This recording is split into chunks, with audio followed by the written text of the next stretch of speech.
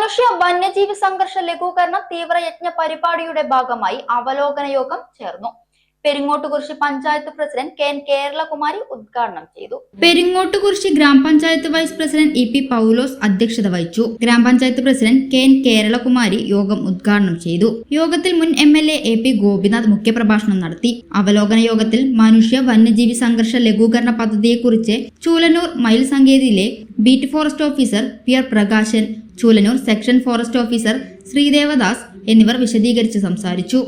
പഞ്ചായത്തിലെ വനം വകുപ്പിന്റെ ഹെൽപ്പ് ഡെസ്കിലെ ജീവനക്കാരായ beat forest officer T. P. Sandeep, beat forest officer Noufiya, panchayat secretary, മറ്റു പഞ്ചായത്ത് ജീവനക്കാർ, ഗ്രാമപഞ്ചായത്ത് മെമ്പർമാർ, deputy range forest officer Gireesh KS തുടങ്ങിയവർ പങ്കെടുത്തു.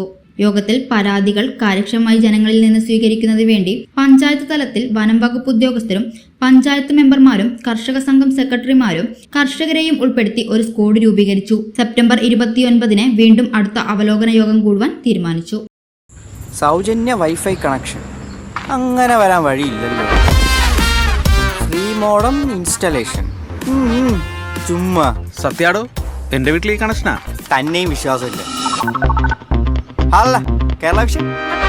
കേരള വിഷനിലേക്ക് സ്വാഗതം. ഇപ്പോൾ വൈഫൈ കണക്ഷൻ എടുക്കാം ഫ്രീ ആയി.